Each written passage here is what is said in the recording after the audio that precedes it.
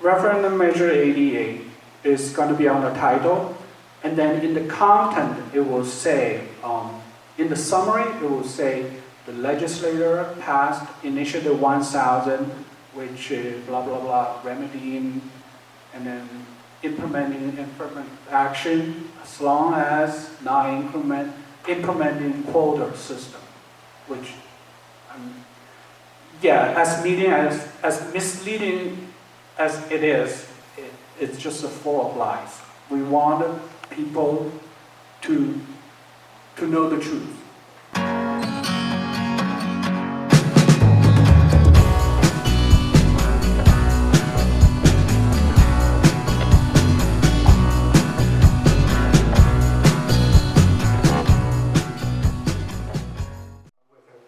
Great round of applause, Mr. Conchu.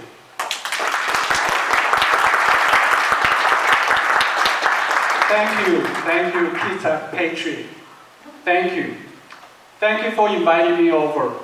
My first message is reject 88. So, thank you. Remember, in November 5th, in November, reject referendum 88. People will be wondering, I am the sponsor of referendum 88. Why would I call people to reject it? Yes, this is called a veto referendum.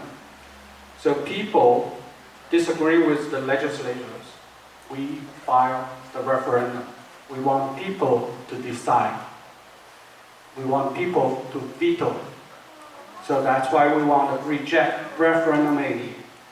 So, talking about the history, why do we do this? Referendum 88, in its content, is Initiative 1000. Initiative 1000,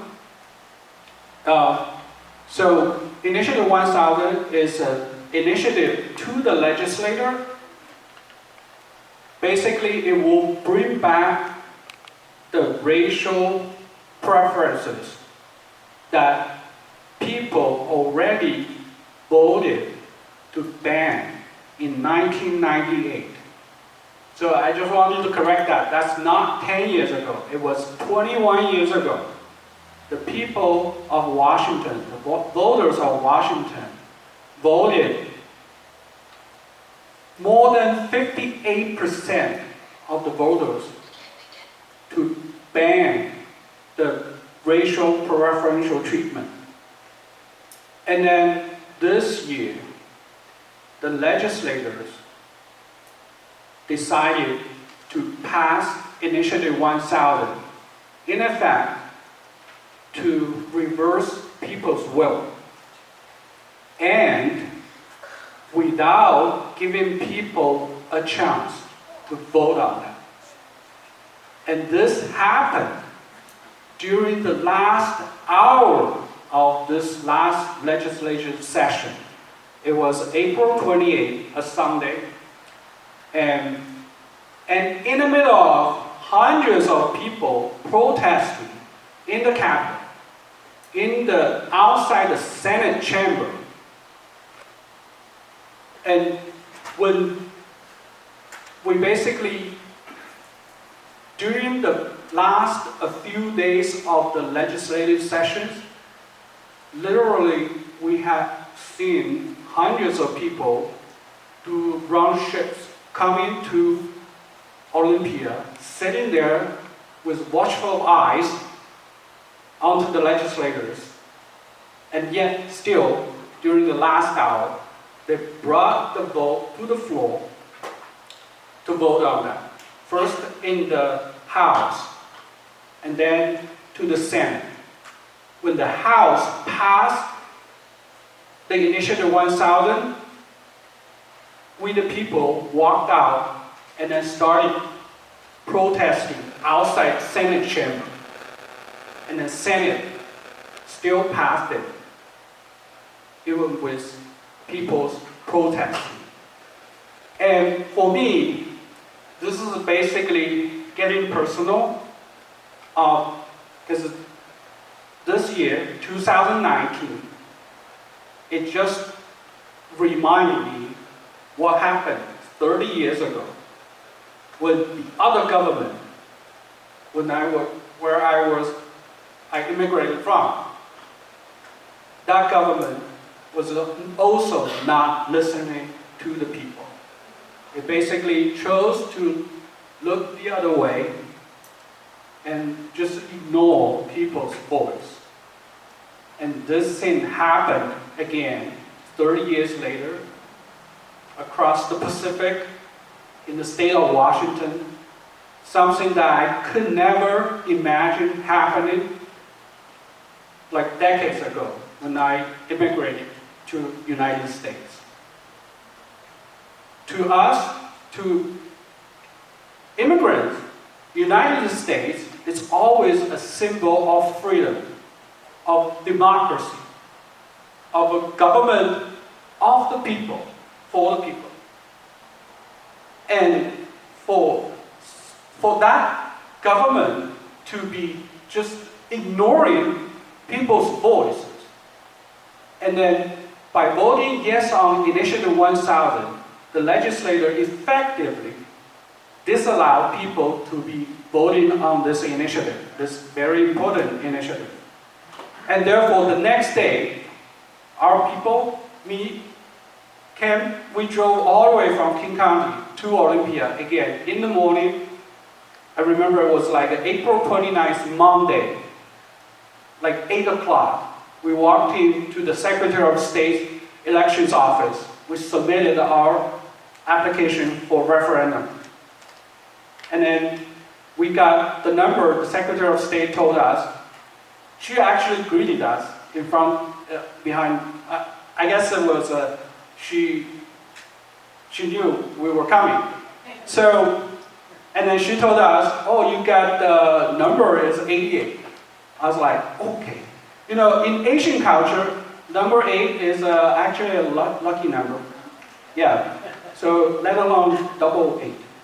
So we felt like, wow, that's a lucky field day. So yeah, so excited. So yeah, so that started Referendum 88 journey. So we knew it was a very daunting task for us. For me, you know, in America, I myself is a political amateur. We don't know much about how the political process goes. So, but luckily we got a lot of help from people, from our friends, and from our community. And yeah, it's like, at the beginning, we obviously, there was a lot of challenges. The first challenge we had was our ballot title got challenged last minute. So, yeah, dirty trick. They just, for the sake of challenge, to delay the number of days that you can have left for collecting signatures. Because by law, you have to collect 130,000 ballot signatures within 90 days. That means by July 27th, no matter what, you have to submit the required number of signatures. So by challenge the ballot title, we effectively, they cut the number of days to like from 90 to like 60 days. So only, I remember it was like near the end of May, that's when the court finally rendered the decision on the ballot title. So you will realize the ballot title is very confusing. And also pretty much it's the language of Initiative 1000 ballot title. So we want people to know that even though lots of people here, you might not sign the petition to qualify Referendum 88. Right, but now when you vote, you need to remember to reject it. So that's our goal. The only purpose for this referendum to be on the ballot is for people to reject it. Yeah, so that's the reason. And we need a lot of help from people from around the state.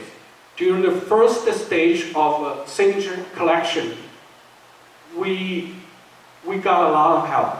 We want to thank you all for helping collecting signatures. And we have a mailbox in Bellevue. So if you've noticed, like the petition form at the back of petition form is a mailbox number in Bellevue. I just go there. I went there and check the mailbox every day.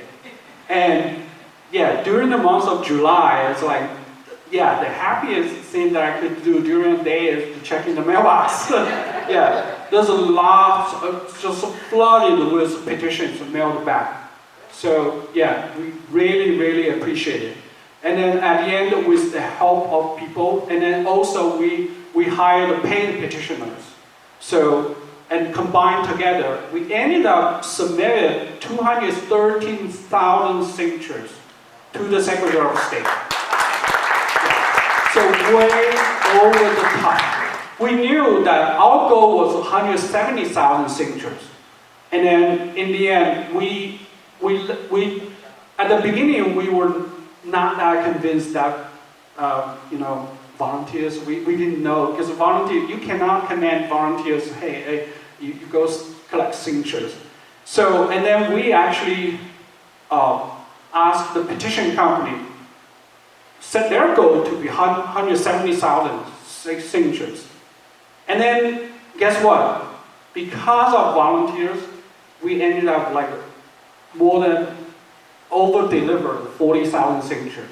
That actually, I mean, that's a basically safety net for us. I mean, when we submitted the first batch of 170,000 signatures on July 24th to the Secretary of State's office, the governor's office immediately released a statement saying, well, we will check the validity of the signatures, and then blah, blah, blah, implying that they are going to do some like a maneuver, to disqualify it.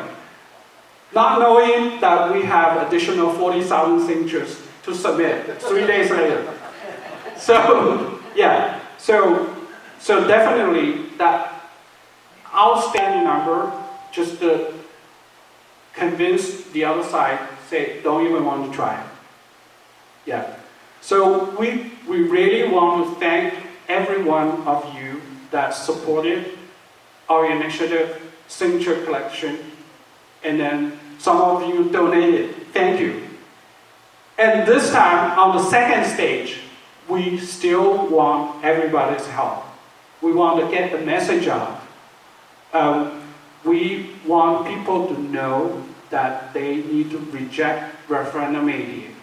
And lots of people, they might confuse, they might read the language. The language could be very misleading if you actually read the language. It says that the measure is to allow the state to remedy discrimination and then implement affirmative action, and then like as long as the preferential treatment is not solely based on one of those following factors like race, gender, color. Remember the sole factor. So that's basically voided the current law. The current law says the government is not allowed to give a preferential treatment based on any of the following factors. The current law didn't say sole factor. So by stating the sole factor, the Initiative 1000 reversed current Washington Civil Rights Act, which is also called the Initiative 200 that people passed in 1990. So I'm here to urge you to remember, spread the words out to your friends and families call your friends and family to let them know that in November, remember to reject Referendum 88. Referendum 88 is also called Initiative 1000. They are one the same. So remember, at the bottom it will say, it will mention, the ballot title will mention Initiative 1000. But for people, if you don't look details, the Referendum Measure 88 is on the top of the ballot. So people need to remember to reject it. Thank you. Can we open for questions? If you have questions, just raise your hand and I'll bring you the mic. I'm puzzled, to say the very least. If we're stopping, what's going to be on the ballot? Maybe that's, I'll get back to this. What's going to be on the ballot? Is it going to be Initiative 1000? Yes. It's effectively Initiative 1000. The ballot title and summary printed on the ballot, other than the title, on the top you will see Referendum Measure 88. And then underneath it will say this is the legislator passed Initiative 1000, which allowed the government to remedy discrimination, re-implementing affirmative action, as long as not implementing quota system, and which is very misleading. And then I want to emphasize, Initiative 1000 is full of lies. And then, in fact, I myself, as a voter pamphlet committee member of Referendum 88, opposing a Referendum 88 side, we got sued by the other side because our rebuttal mentioned Referendum 88 is about a quota. It's going to implement a quota system. And the other side was so angry, because that basically that's pointing to the heart of their lie. They were so desperate. I think it's 2 weeks ago, last week, 2 weeks ago, they sued me along with 5 other voter pamphlet committee members for having our name on the voter pamphlet. And and then obviously the court actually rejected their motion. So, and then what's funny about that is they waited 10 days maximum amount of time. The voter pamphlet, the rebuttal, we submitted our rebuttal August 21st. So they actually timed it, waited until the day after Labor Day, that's about 10 business days. And then the last minute, they filed a lawsuit personally against all 6 of us. And guess what? They mailed to us, I only got the mail Wednesday, the next day, like September 3rd, like 2 days after Labor Day. And then I happened to be, happily checking my mailbox, the same mailbox that I was getting the signatures. Wow, it's like a lawsuit. It's a notice. That was already in the afternoon on Wednesday. And then when I opened up, the court date is Friday. Yeah, so, and then we were scrambled to trying to find, how do we find people who represent us, right? And then guess what? Further notice is, and then luckily we contact the Secretary of State's office. Luckily, the Secretary of State was also the nominal party of the lawsuit. And then we contacted, then we got back from Secretary of State, not knowing that there's another court date the next day, the Thursday. So we were saying, it's less than I would say 18 hours of notice. So we were scrambled, and we were trying to contact lawyers. I mean, law firm would not even accept, because, yeah, they want to understand what's going on. Luckily, we have 2 lawyers in our committee members. And yeah, so one of them represented herself, because herself got sued. And then all of us just asked her to, yeah, we were concurring and we were same with you. And luckily, we came to court the next day. Another surprise. When we arrived at the court, the lawyer from the other side protested, "Why did you show up?" And we were here saying, "Well, we were defending, we were named on your lawsuit." Guess what? The reason he is rejecting us is that hearing was not the original Friday hearing moved to Thursday. It was yet another hearing they scheduled without notifying us. It was an injunction against the printing of photo pamphlet. So, yes. And then luckily we got the notice from Secretary of State. To tell you the truth, probably Secretary of State's office, they didn't know that the Thursday party is only meant for the Secretary of State's office, because the injunction is against Secretary of State's office from printing the voter pamphlet. And then we were kind of like jammed the party, right? Because our original court date was Friday. We thought the court date moved to Thursday. And then we just arrived. And sure enough, our lawyer, she's very smart, brilliant. And then after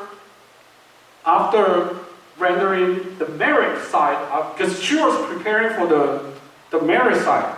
And then later on, halfway, the judge, probably notified her, "Hey, this is an injunction against it's like," but guess what? Since she already delivered the merit part of the underlying case, the judge denied the motion of the injunction. And then the other side, the lawyers protested, "Hey, how about the Friday's hearing?" The judge told him, he decided, no way, you can make another motion to sue again, or whatever. And by the way, you need to have 6 business days of notice to the other party. Yeah, so basically we were ambushed by the other side. And the sole purpose of doing that is either randomize our campaign, because our campaign was we were ready to prepare the next stage of campaign. We want to send out the messages. They basically, just wasted a couple of days of time. All the people, all our energy. And then sure enough, the next day, Friday, we had a press conference in Seattle. So we invited the media to come, see how dirty trick the other side was playing against us.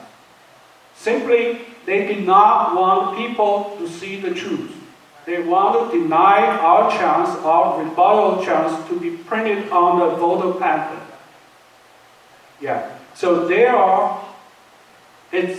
the practice they were doing is just like the Initiative 1000 itself. It's full of lies.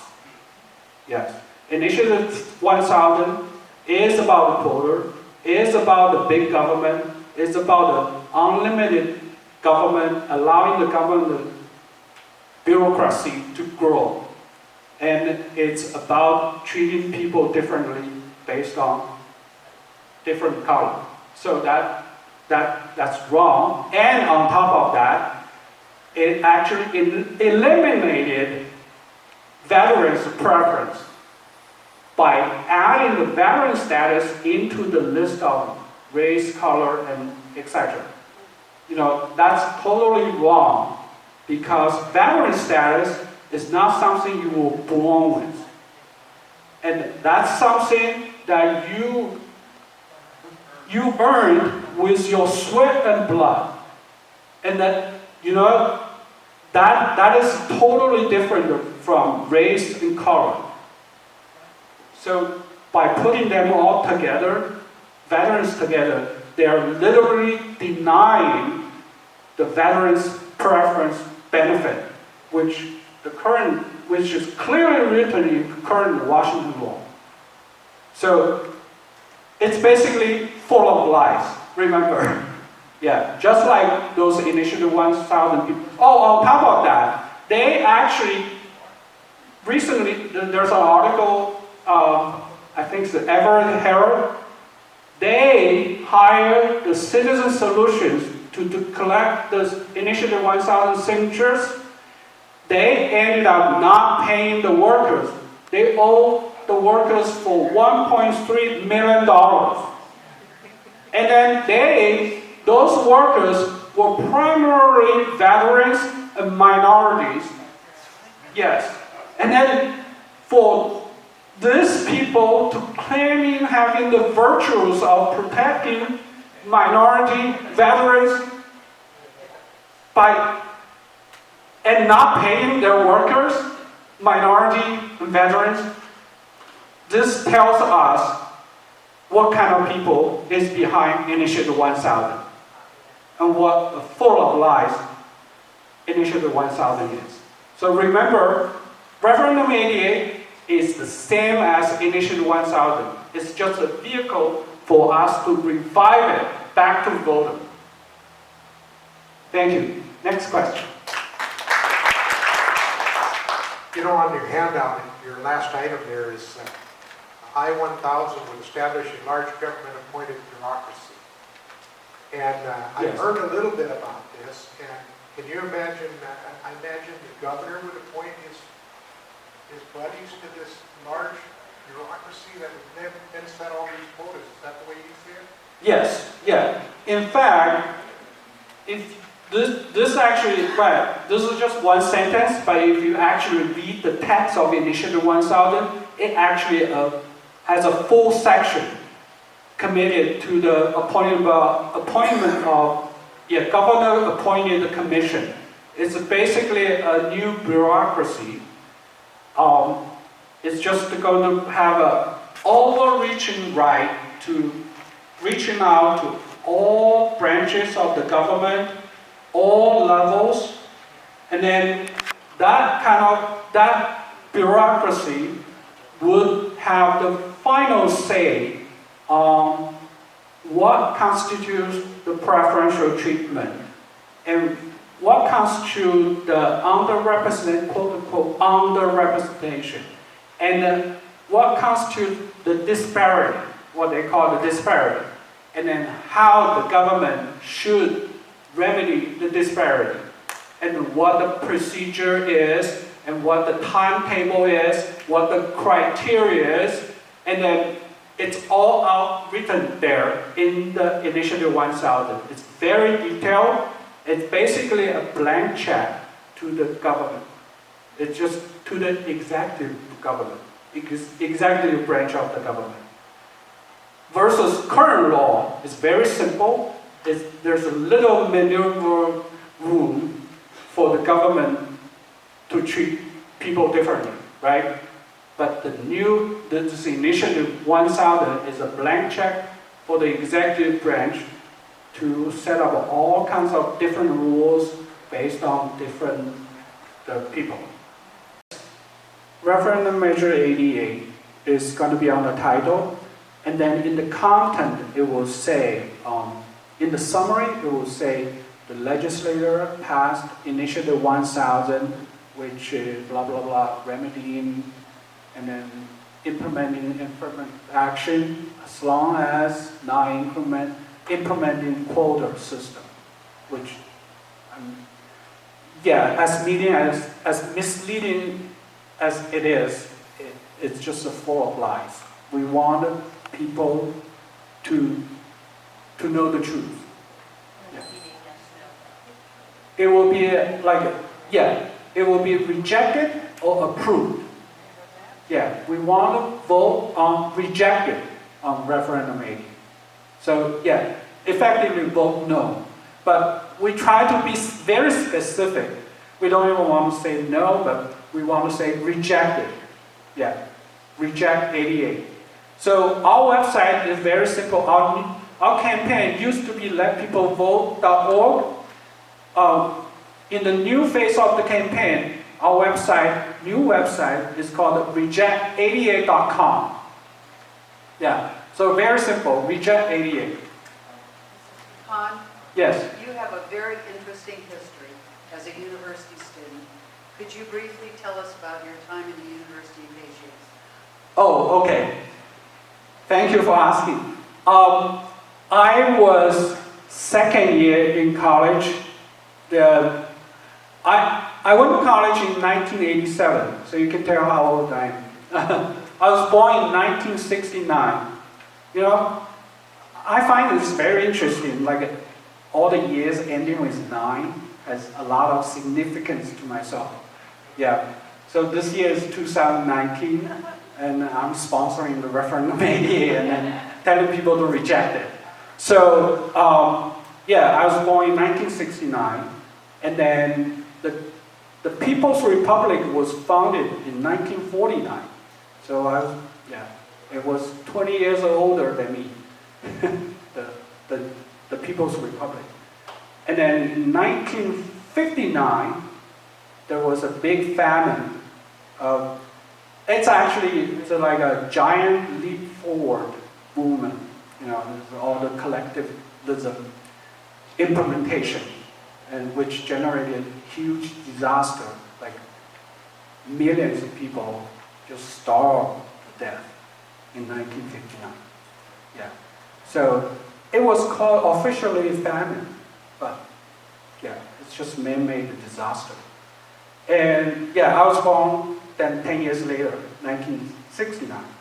And then 10 years later, 1979, that's when China actually reopened the door to the outside for the so-called economic reform. It's not that the government was embracing the free market. It's just it has to do it. It had to do it because otherwise the country was at the brink of economic disaster. And yeah, and then 10 years later, 1989, I was second year in college. So yeah, that's when I was part of literally in Beijing. There's lots of universities. There's a section of the city. It's called the University District. It's just like dozens of universities, maybe even 100. So there's more than probably 200,000 students, college students. So as a college students, 19, 20-year-old, we always have, very, very ideal view of how the society should be. And then, but in the meantime, the reality was not. So, and then it just happened to be in the mid-April of 1989, one of the very prominent politicians died. And then he happened to be viewed as very sympathetic to the democracy, to students. I mean, back then it was, 89 is interesting because the economic reform started 10 years ago, right? And then, so immediately you see a lot of freedom, economic freedom, and come with a lot of demand for political freedom. So people would want to have more freedom of voices, and then people would post, messages on some board, back literally on the wall, not Facebook, but the actual wall. So back then, yeah, that's the environment. Back in 1980s, it was relatively kind of like a free period of time until the government started to crack down because they think that this would be out of control. Yeah, and then sure enough, the more crackdown, the more people resent the way the government reacted. And then the event started in April, and then rolled all the way in May, and then the number of people involved just snowballed into like at the peak time, it was like a million, probably a million people were marching in Tiananmen Square. So yeah, it was big. It's like yeah, and then all this situation was obviously the government wants to crack down and then declare the martial law in the city, and then the army was trying to stabilize all the different important installations in the city. And then, yeah, it's just unfortunately like in early June, they decided to clear the square. And that's when, you know, a lot of shit happened. Yeah. And then I was one of the university students there. And then, yeah, at some point of time, you were desperate to run for your life. Yeah. And I was lucky enough, I was just like waking up the next day and noticed already the bloody clothes and then bodies. There's some wounded students. Yeah. And then my first reaction was, I need to tell my parents that I'm still alive. Because my hometown is like 1,000 miles away to the south of China. And then back then, there was no communication. That day, there was no telephone communication, nothing. It's just everything outside just sealed. The only thing that happened to be working is telegram. And that was a Sunday. Typically, the postal office doing the telegram, they would be closed, right? Luckily, the workers there, they opened the telegram off, the post office open. So, and then when I went there, there was a long lines of students lined up there. They're all on the same page. They were sending to their loved ones the telegrams that I'm still alive. So, yeah. So, and then only 3 days later, I got first phone call conversation with my parents. So that's, yeah. But my parents told me that telegram meant a lot to them. Because that they can say for sure that their son is still alive. Yeah. So otherwise, they could not, you know, it was 3 days of ordeal before my dad was able to call me. Yeah, so, and then obviously, after that, we students try to escape. For me, I just like grab a train, try to go to a train station. Back then, actually, lots of people, ordinary people, even in the railroad system, they actually, when they see students, they actually welcome you. They try to save you. I didn't get, I'm in a hurry, you don't have train tickets. No problem. You get on the train, and then the train southbound. Yeah, it was fascinating. It was like it took me a few days to get back home. It was 1,000 miles away. And then, sure enough, yeah, we got a letter 2 months later in August, telling my parents there was an unrest, like counter-revolutionary event happened in Beijing, and if your son, your child, was involved, and then he needs to tell all the full story, and basically tell everything. So yeah, sure enough, in September, I myself, along with others, we went back to school. The first thing we had to do is we need to do a brain dump. It's like, yeah, what did you do during those months, like from April to June? So yeah, obviously